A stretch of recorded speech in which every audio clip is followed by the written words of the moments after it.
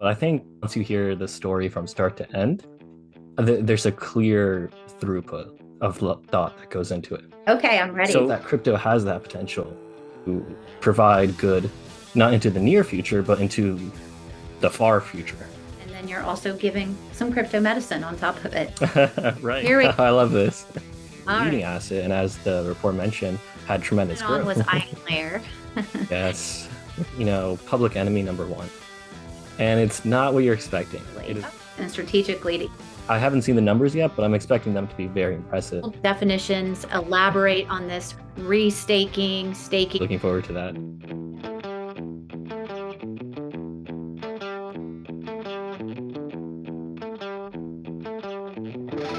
Well, hello everyone. This is Sunshine from SheNodes, and today I have a very special guest, Jasper.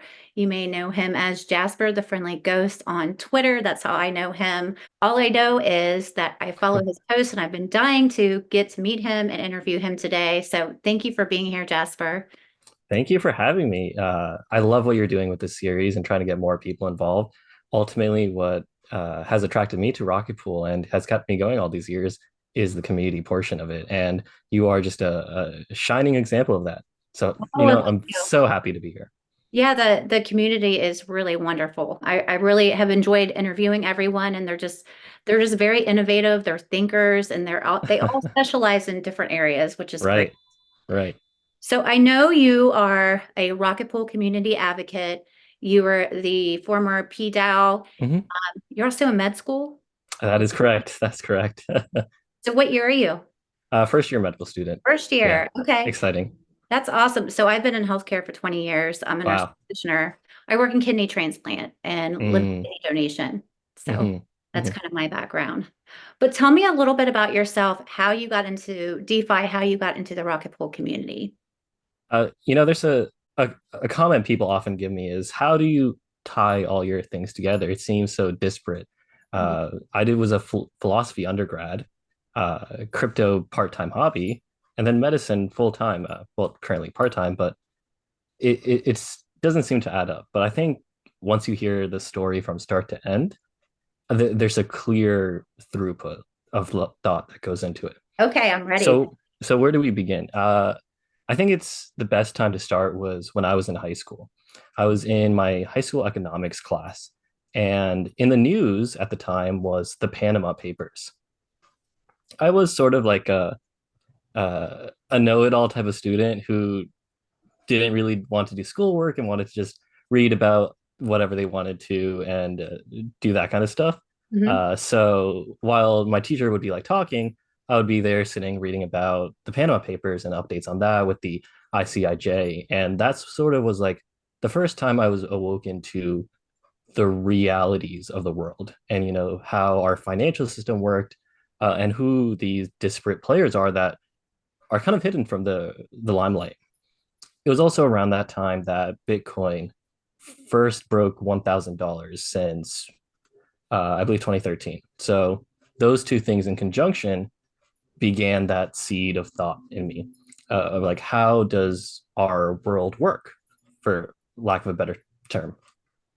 So after that, I went off to undergrad and I wanted to study medicine. I always knew that. The high school I went to was actually a medically focused one. It's I've had family members do it, and understanding the human body and being able to provide care has always been something I've aspired to. I've had personal history with it. Unfortunately, one of my family members is chronically ill, so being a caretaker is part and parcel with me. And providing care for as many people as possible is actually one of my motivations in crypto. But before we get there, in undergrad, I decided to study philosophy because I knew I wanted to do medicine, but there was always these like lingering thoughts about do I want to do medicine or do I want to help the most number of people? And like how do I think about that even? Hmm. Hmm. Like how do you conceptualize what it means to do good? And that sort of like was the through line through undergrad. And I had this like come to God moment where I was like, do I go full effective altruism, try to make a lot of money and help the world that way? And I went against it. I Really? like to, yeah, yeah. Mm. There is this, Peter Singer has this famous thought example where you come across a child drowning in a lake and you're wearing this really fancy Armani suit. And you have to think, do I run into the water, ruin my expensive suit, and save the child, or do I not? And it seems like the intuitive answer is yes, you run in, you save the child every time, right? Let's say that that suit cost around $1,000. Peter Singer makes the point that you could donate that $1,000 to individuals in Africa for mosquito nets, which, if you believe the estimates, would save a life with that much money on average. Mhm. What's the difference? Peter Singer argues not much. Like, we have all this subjective layering of human qualities, but ultimately, in both cases, you transacted $1,000 and you gained a life. I disagree with Singer. I think there's like a real impact, subjective element that we can't quantify with the value transaction that's happening. When you are there saving an individual, you're changed. I mean, like that stays with you. Yeah. You're a healthcare practitioner. You can, I'm sure you remember cases throughout your career that have left a lasting memory on you. Mhm. Uh, and there's not a value you can put to that, you know. Uh, so it was that coming to God moment that decided me to continue on to the healthcare path. But at the same time, I wanted to do the most amount of good that I could. This is where crypto starts to come back into the things because uh, I believe that crypto has that potential to provide good, not into the near future, but into the far future. So if we wanted to think of things like how can you do the most amount of good on both short and long time horizons, I think you get to crypto and medicine. Yeah. There you go. So do you feel like you're giving now what you do, that you have that perfect combination because you're kind of doing both. You're practicing, you're learning medicine, and then you're also giving some crypto medicine on top of it. Right. I think crypto, I've done most of what I can. Like, I started fairly early into it. And uh, at that time, I think there was just so much that could be done in terms of community organizing. Like, Ethereum was only created in 2015. I heard about it in 16. Rocket Pool is only launching in 5 years later. So I think I was there at a lucky time to provide good. And I don't think that's going to last. I'm not a coder. I don't know how to write software. Uh, and I don't particularly want to. Like, I like thinking about things in grand concept, like game theory style things. I like thinking of mechanistic design. Uh, that actually translates really well to medicine when you're tackling case problems. Yeah. Yeah. So how did you, so you got into Ethereum early and then you got into Rocket Pool early. What made you transition into Rocket Pool? I imagine you were looking at the staking and you realized that this was going to be the future. Right. So to that moment, I think it's important to step back and look at the progression of the Ethereum community. I joined it from the perspective of ETH trader originally. Uh, and then they had the schism or the fork that led to the creation of ETH finance. I thought that was a really impressive moment and a reflection of, you know, the crypto ideals that are supposedly we are all built around. You know, that was essentially a soft fork in action, which is kind of like Bitcoin Cash coming off of Bitcoin. Uh, and so when I saw that, I followed along ETH Finance and I was impressed by the community and kept reading along, seeing the progression until the Beacon chain launched in 2020.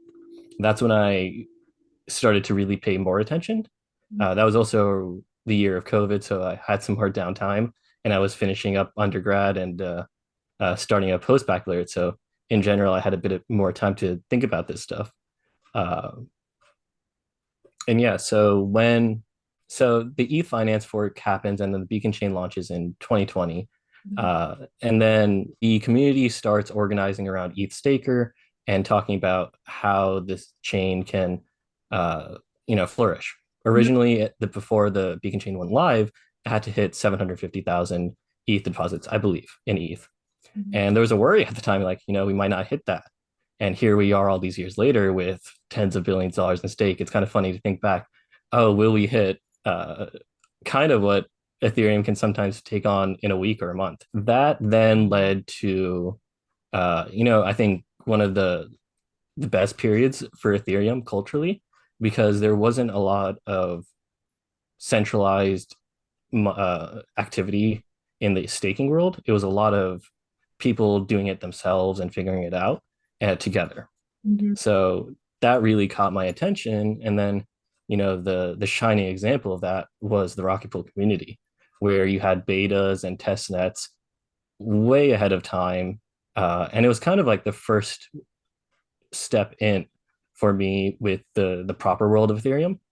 I had a wallet and I had some Ethereum, but I had never used a test net. I had never tried like something that was new. So trying the first test net in early 2021 was the first time I connected with the Rocky Pool community in the Discord. Uh, so that was a special moment.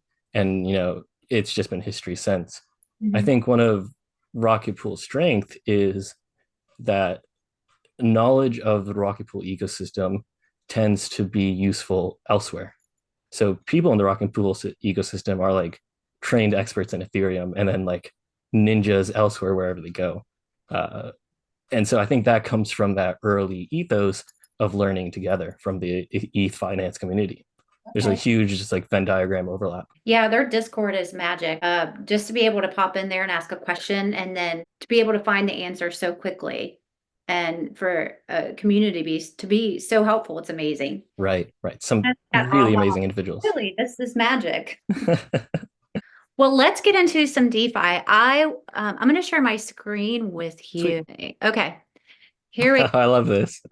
All right, so we're going to talk about the future of DeFi, and I'm hoping you can school me all on DeFi today in the Ethereum ecosystem. Over the current state of Ethereum DeFi, I thought we could just start off there. So I want to go over the Binance research that came out in January, which is the full year research review of 23 and then themes for 24. Have you seen this yet?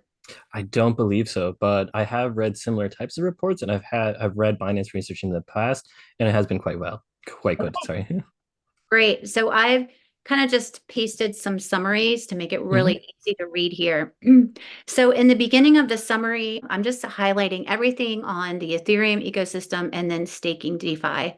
And so one of the key takeaway points that they had mentioned was that the total DeFi, not just in Ethereum, but total DeFi, total volume lock growth rose by Hmm. 30.9%. And then they also commented on a remarkable ascent of liquid staking tokens. Yeah, DeFi TVL has, along with asset prices, appreciated quite well over this year. One of the nice things about DeFi TVL is it's mostly Ethereum ETH asset based. LSTs being the leading asset, and as the report mentioned, had tremendous growth. And so when ETH price goes up, the overall DVL also likes to tag along with it. Uh, but yeah, staking has not stopped in demand after withdrawals was successful and the LSD protocols hardened. Demand has just continued to build. Rocket Pool actually has managed to contribute now almost 3 billion to that TVL, and had modest growth over the past year. Yeah, so with Ethereum, they commented that the inflow was over 9 million in ETH into staking contracts. And liquid staking was the most popular way to stake ETH, with the protocols taking in 50% of inflows. And then ETH staking ratio, they had commented that it still remains low. So it'll be interesting to see how the number moves into 2024. And when they said low, they looked at this chart here, this summary. They didn't really Yeah. compare it to many, but I think this is what they mean by that under the stake supply there. In comparison to Solana, BNB, Tron, and AVAX, it is Right. A couple of these chains, like Solana, for example, has a pretty good delegation system built in. Uh, I don't think any of the others do, but it's interesting to note that Solana, with that built-in delegation system, has a huge amount of staked supply. yeah. Yeah. Yeah. You can also see this in Cosmos chains where native staking is popular. One thing I would keep in mind with this is the Ethereum core devs are paying acute attention to the stake supply amount, and they don't want to see that climb very high. So this is a very interesting thing to keep your eye on. Okay. So the next thing they commented on was EigenLayer. Yes. And they did say that there was concern for hypothecation, sorry, Mhm. staked ETH, but I just think this is crazy in such a small amount of time, over 1.5 billion in total value locked, supporting 9 liquid staking tokens with native restaking. What's crazy is that that number is now, I think, 6 billion. I knew it was higher. I did not know it was 6. I believe it is now 6 billion. So yeah, this is concerning on a few fronts. I am very pro EigenLayer conceptually. I think restaking is inevitable. And even a lot of core protocol research rate lately, like literally stuff that came out today, has been with the notion of restaking in mind. So that's here to stay. Restaking as a concept is, like Pandora's box. It's been opened. We just got to deal with it. Kind of like MEV. So, with that in mind, EigenLayer's approach to restaking has raised some red flags, but they've also done some good stuff. So, starting with the red flags, they have attracted huge amounts of LST, TVL, along with native restaking, with little bit of a product launch. I had them on a community call for Rocket Pool, and they talked about the contracts being live are pretty important for EigenLayer in the future. I didn't find that too viable as an answer, given that there's zero dApps live. So we'll see. I think there's valid arguments that EigenLayer has attracted too much capital without their entire suite of apps being live. Some good things that they have done is created concepts like pooled and attributable security. So with EigenLayer, when you delegate your stake to an operator, you can then have that capital power an AVS or a service built on top of EigenLayer.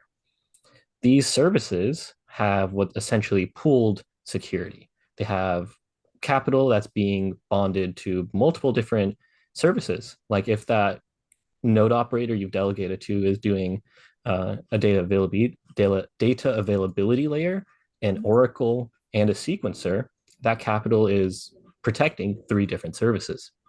So what they've tried to pioneer is this idea of pooled versus attributable stake.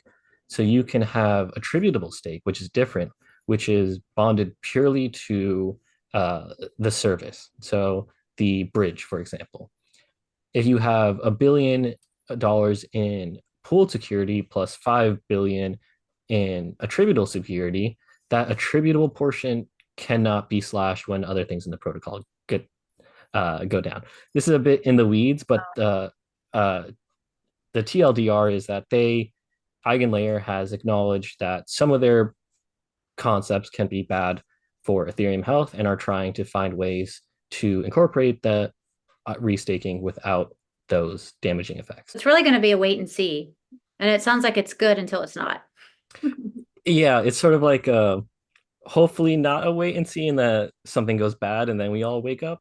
I think the researchers for Ethereum core developers have been pretty on the ball with it. And EigenLayer is going to go to mainnet, but their mechanisms for more complex dApps or their AVSs are going to take some time to launch. So I'm hopeful that we don't see any major damage. Maybe we see a bug, but I don't think we will see Ethereum itself damaged. So the last part, I'm going to move on and it kind of closes everything up. They talked about LST-Fi, which is that marriage between liquid staking and DeFi. Mhm. So last year, concentrated market of top protocols makes sense.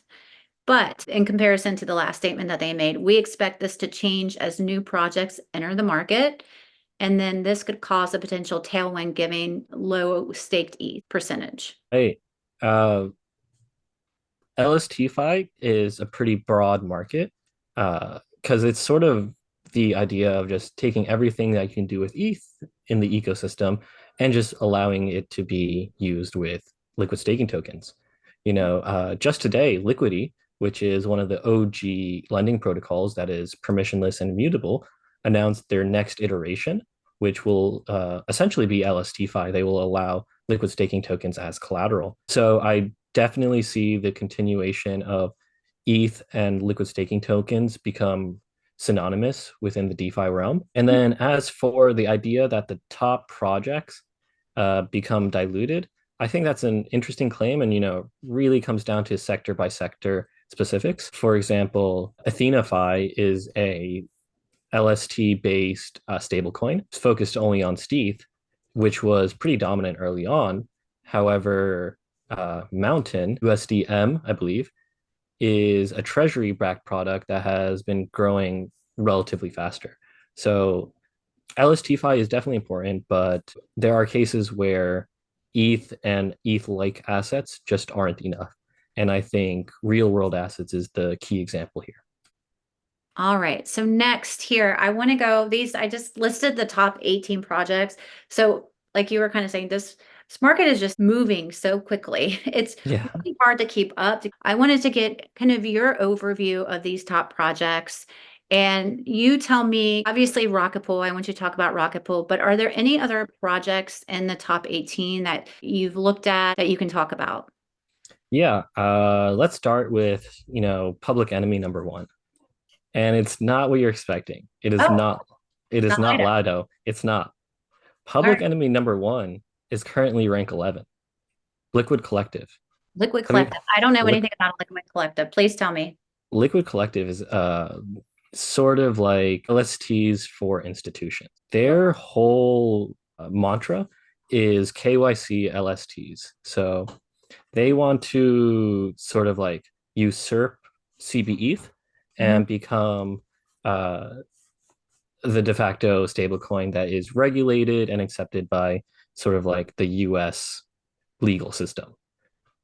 So Okay. they're kind of public enemy number one because they're more extreme on the KYC, all that stuff than anyone else. And they have a real DeFi sense so that they could actually be threatening some of the higher rankings. For example, cbETH and Binance staked ETH have very little DeFi integration because the teams aren't very willing to bribe for liquidity and do that kind of thing, which is crucial for DeFi acceptance. You need deep liquidity. And so far, it seems like the Liquid Collective folks are willing to play the game of DeFi. So that is one to keep your eye on and make sure you're paying attention. Okay. And anything else? Any other? Yeah, yeah, yeah. Oh. I could talk about lots of these guys. Sure. Let's touch on Swell. Swell is one that's interesting because they have really taken number seven, Number. the restaking world by storm. They've sort of remodeled themselves around restaking. They have two LSTs, SWETH and Mhm. also RSWETH. So what they've done that's interesting is they have two LSTs. One is an LST, Sweet, SWETH. The other is a liquid restaking token. And so all the ETH that goes into that is actually put into EigenLayer first. Okay.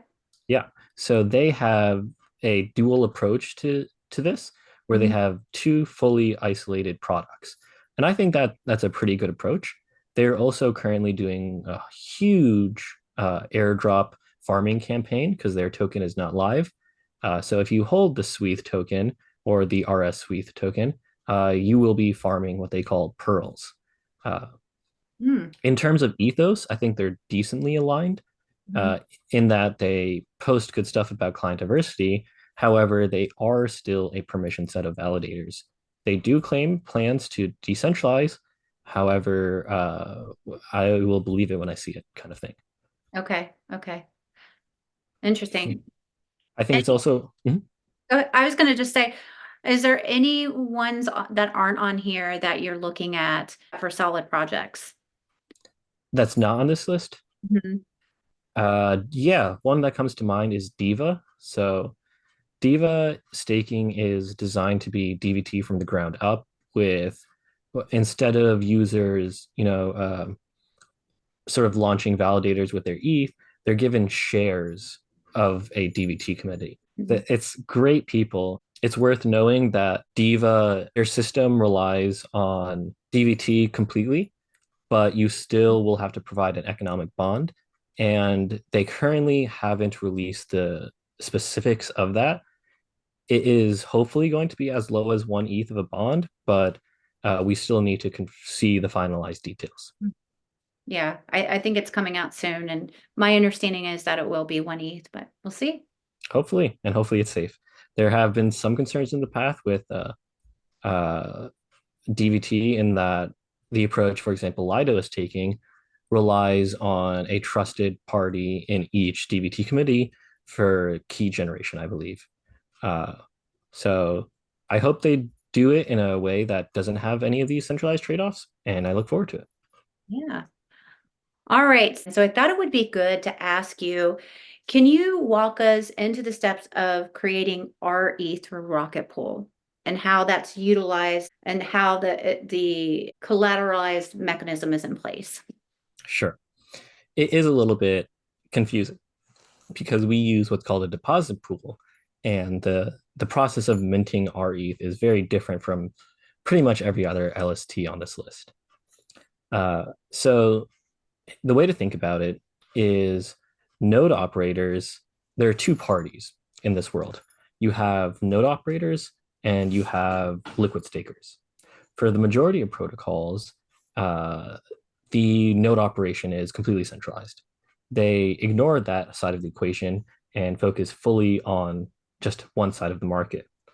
Rocket Pool is pretty much the only one that truly does it as a two-sided market, where they try to balance the demand for node operation with the demand for liquid staking. And this creates the deposit pool mechanics. So what happens? Let's say I want to start a validator, a Rocket Pool validator. If this is the very first validator on the Rocket Pool network, well, we will need 4 ETH on the liquid staker side and 8 ETH coming in from the node operator side. And then together they could start one validator. This process actually is a lot harder in reality. And so when users want to mint rETH, they can go to the deposit pool, which is a pool of capital that can be called upon by node operators to mint. It just makes the whole thing easier for node operators to function. There is only a limited amount of room in the deposit pool. At the point when the deposit pool becomes full, there's a lot of ETH that can be pulled for node operators. But if there's not enough demand for node operators, then there can be no rETH minted. And that's a pretty important design consideration, that the rETH supply is constrained by the node operator supply. And so growth, it has to be balanced. It has to be in this sort of seesaw-like maneuver where you can't just have one side dominate. And this is unique from the rest of the ecosystem because, again, they centralize one side so they can just focus on expanding the LST market as fast as they can. This is eventually, for any LST protocol that wants to decentralize, going to shoot them in the foot. Because when you're at such a level, if you stay centralized on one side for so long, you get such an unequal distribution that it becomes hard to switch. And we actually see this playing out with Lido, where in their plans to try to decentralize, they're limiting the amount that the solo stakers will be able to stake for them to only 10% of their total TVL, because it's now difficult. How do you distribute many tens of billions of dollars to new people? Well, you should have done it the stepstone matter, right? Because Rocket Pool has done it with 3 billion, distributed very balanced manner to node operators all around the world. That is how the market is balanced. So talking about the history of Rocket Pool, it's sort of the process of slowly accelerating how much leverage node operators are able to take. When the protocol launched, node operators could supply 16 and borrow 16. This was kind of like being 2x leverage on a like a regular Ethereum validator. Then with the Atlas upgrade, it was pushed essentially 2 times further, and it was cut in half. So you can deposit 8, borrow 24. It was around this time that I wrote my thesis, why I believe rETH will flip stETH, or Lido's product, on a long enough time scale. And in that paper, I theorized, though I didn't know how it would play out, that eventually we would figure out how to get that leverage meter ever higher. Eventually, that we would figure out how to get to maybe as low as like Diva, a one ETH bond, and that because of the way Rocket Pool has approached the problem, that we would be able to scale to Lida size side, but keep the decentralized values that make Rocket Pool actually unique in that mess of 18 different protocols. Mhm, mhm. As far as the future, there's plans to eventually go down to the 4 ETH bond, correct? Even further, even further. Even further. Yeah. Okay. So this is like the cutting edge of Rocket Pool research.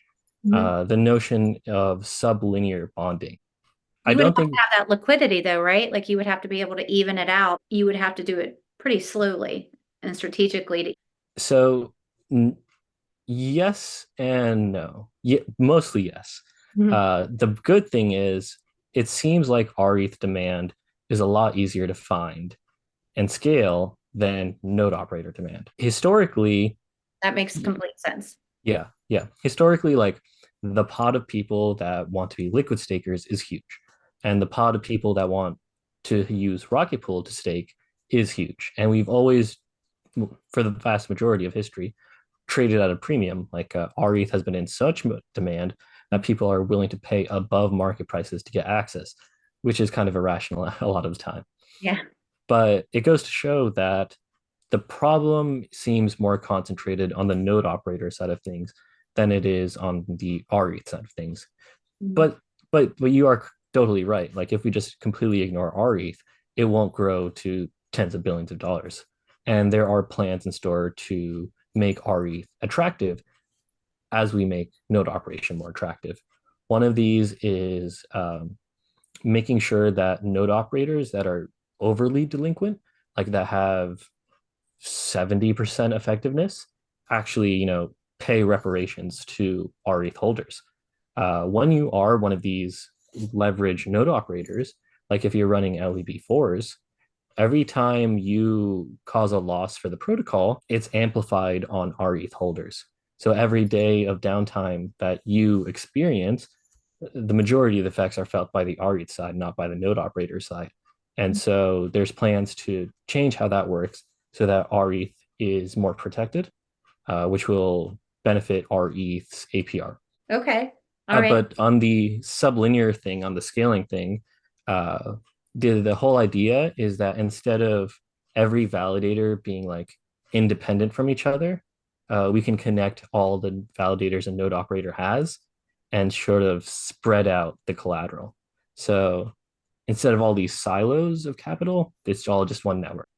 So that's how then you would solve that problem of the limited node operators versus Mhm. takers. Yeah, with mega pools. Sorry, some coming in. You could scale that, you could scale it that way. Hopefully, yeah. Val, I believe, is working on some like hypotheticals. Like, let's just say our current node operators all turned into mega pools. What would our potential RE supply be? And I haven't seen the numbers yet, but I'm expecting them to be very impressive because the far side of mega pools is essentially 1 to 1.5 ETH per validator, much like Diva, but while retaining the bonded architecture. What do you see coming down the pipeline this year? It's been really cool. So after the Atlas price collapse, we've seen the community like really batter down and sort of push out in all directions and find things to fix and improve upon. So we have work going on the tokenomics side of things, how RPL staking should work, how the bonding system should work, how commissions should work. Like all the core elements of the protocol are now being acutely examined Mhm. and you know uh, modulated to best function with other units of the protocol. Uh, and at the same time, we have people like yourself who are starting independent ventures to, with the backing of the GMC and not, to expand the reach of the protocol. And Mhm. even further, we see the emergence of then something like EigenLayer restaking and a continued emphasis on protocol research on the consensus layer. So I think we have like growth happening in all sorts of directions, both practical and theoretical. Absolutely. Well, I think we should move on to EigenLayer. Let me just up really quick. Can you see that? Yep, Okay, so you wrote this about a week ago, I think. right. Rocket Pool's middle way between native liquid restaking and pure staking. Just some simple definitions. Elaborate on this restaking, staking, because I think people get confused by that. So if you could just Yeah, elaborate a bit more into that. yeah. That's a big theme of this essay is there's a lot of terms and it's important to keep them all straight. So I'll try to do my best here, but this is a challenge. Mhm. So let's start with the simple one, staking. Staking is the process of putting up an asset as collateral for a service. So in Ethereum, you stake ETH for the process of validating the blocks. And if you perform badly, you can either have some small penalties or be slashed. So that's the basic staking. Restaking is going up one level.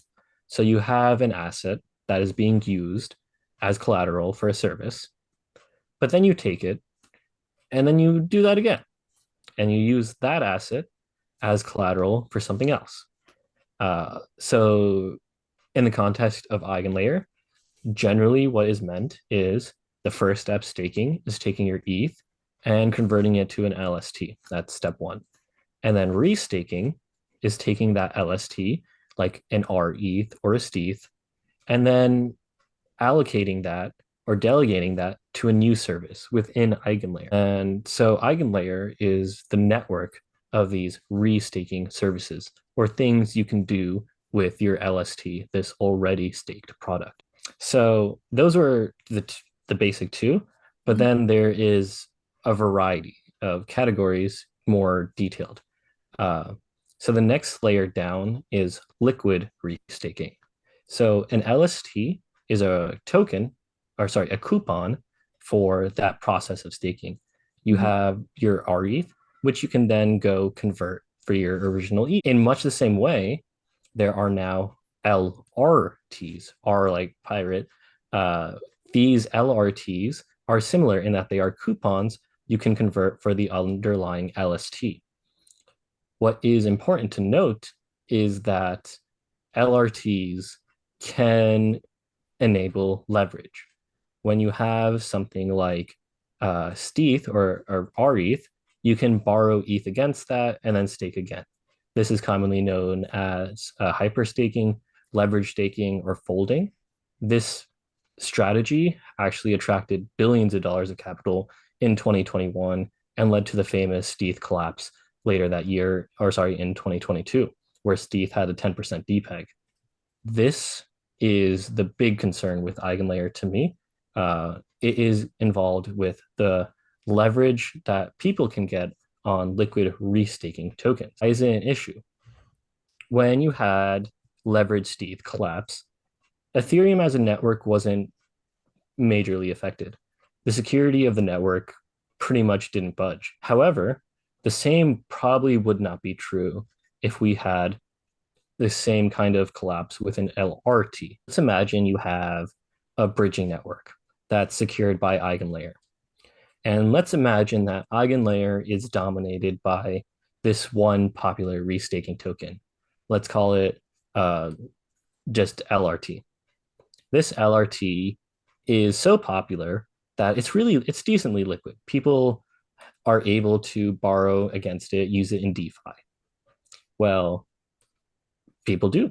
And now a large amount of leverage builds up in the system. One day, well, the SEC decides that Coinbase lost the lawsuit. Oh no, suddenly the markets are all down like 30%, right? Mhm. Ethereum's fine. But now all these LRTs have the liquidity compression happen and a cascade happens. Mhm. Now the LRTs have a 10, 15% depeg. There hasn't been any slashing, just the asset is trading at below the what it should be.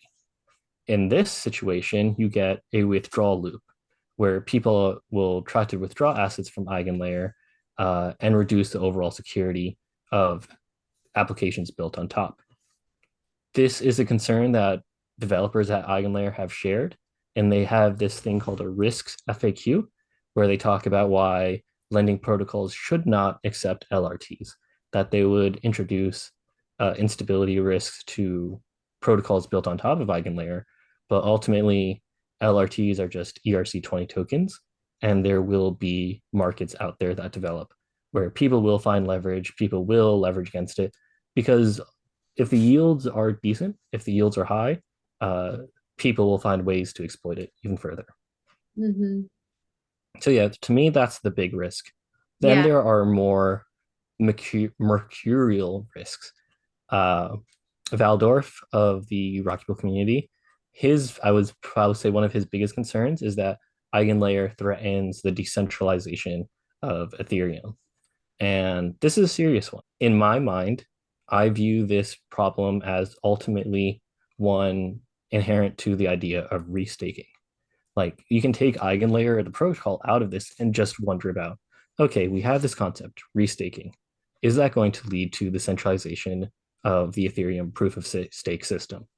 If that's true, it doesn't matter what the protocol that's doing restaking is. We have an issue that we need to solve at the core protocol layer. If it's not the case, then great. So ultimately, I see it as we should try to make this system as robust as possible. So if we are in a world where EigenLayer is here to stick around, we should try to decentralize it as much as possible. If it turns out to be the case that EigenLayer is or restaking general is going to centralize the validator set, well, Rocket Pool, or sorry, well, then in that world, we would want as much time as possible to figure out what to do. And I think Rocket Pool or solo stakers in general being part of EigenLayer system would help give us more time by making the system more robust. I do think the core developers are going to end up enshrining some part of restaking. Barnaby from the Robust Incentives group does really amazing writing, really dense though, and it'll take a few hours to get through one of his pieces because they're so long. Mhm. If you thought I was a long writer, check him out. Uh, but he consistently frames his writings about the future of how staking will look in the context of restaking and ways to incorporate elements of that into the core consensus protocol. So while I agree restaking is a threat, I don't think EigenLayer, the protocol, will be the reason it centralizes. It will be the concept of restaking. And if that is true, well, we need to solve that at the core protocol layer. So what you're saying is in order to make it more decentralized is to join them and help them because probably someone else is going to come up with this at some time. This isn't Yeah, going we're so kind of stuck with it. in this case, you're saying, you know what, join them and just, it's here. So we might as well have some input and make it as decentralized as possible. Right. Until the time comes that we understand it well enough to enshrine and sort of neuter the problem. Definitely a different approach to look at it. Yeah. And it's more of a problem solving and a neutral approach to where I don't think a lot of communities would think that way. Yeah. I mean, I think it comes back kind of to that whole collapse civilization thing where the things that led to the end of them were when they had problems that they were unable to address or unwilling to address. And if Ethereum is to survive through the generations throughout time, these are the kind of existential problems it has to face head on. It can't shy away. It has to fully embrace them as emphatically as it can. Okay. So what's the next step for EigenLayer? What are you seeing as far as launch and how Rocket Pool is going to be involved with that? Sure, yeah. So just for clarification, I'm not associated with EigenLayer internally. No, So I yeah, know. yeah, As far as what you know. right, right. So they are still missing some crucial elements that they should be nearing release of. The most important being the slashing mechanism. And a lot of their services are just waiting on this app element to be released before they can start, going live with products.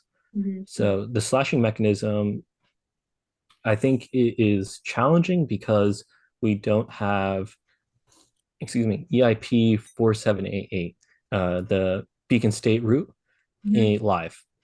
So I believe with Denkun, after Denkun, we should probably be seeing EigenLayer launching its first AVS, EigenDA. Mhm. Uh, we will be in a fairly constrained form, I think, sort of like not roadblock, but a tiered release. And then with EIP 7002, they'll be able to lift some of the restraints because then they will be able to do forced exits on their eigenpods, on anything that's restaked. And that's crucial for their whole pooled versus attributable security system to function. That's also a huge blocker for Rocket Pool is waiting for forced exits EIP 7002 to be live. Mhm. So those are the things I would keep my eye out on, seeing their response to Denkun and Electra when they're live. As far as Rocket Pool, the timeline is a little bit complicated. So the goal in a potential Rocket Pool EigenLayer integration that I've suggested is this hybrid approach where the liquid stakers, rETH, is fully insulated from the risks of the EigenLayer protocol. The way we do this Mhm. is by having the withdrawal address for each validator set to Rocket Pool first. So the flow of funds from the perspective is to go from the beacon chain to Mhm. Rocket Pool, where the 24 ETH for rETH is taken out, to EigenLayer, then to the node operator. Oh, okay. So EigenLayer is given seniority over the node operator, but not seniority over Rocket Pool. I see. Hmm. And so this lets EigenLayer slash the node operator, Oh, and that lets them enforce restaking. So the assets that are at risk are from the node operator who opts into the system. And this hybrid approach lets us get the benefits of our node operators experimenting with AVS services and earning bonus yield while protecting our ETH from any downside risk. well, that'll be interesting to see what the future holds. Well, I know we're out of time, but I do have one last question. Mhm. What personal projects are you working on, and what are you excited about in 2024? Personal projects. The EigenLayer presentation at Denver is going to be really fun I because will be there. yes, I it will will be be my excited. first ever Ethereum conference. So that in and of itself Oh, is a personal project, getting to meet the community. I've oh, heard I've heard incredible things. I've heard there's tons of people there, and the whole Rocket Pool community seems like is going to be showing up. So really looking forward to that. yeah, me also. Well, awesome. It was so great to speak with you today, and I guess I will see you in Denver, and take care. I hope we can meet soon. Thank you. It's been a pleasure chatting. You're a fantastic host, and I'm looking forward to Denver.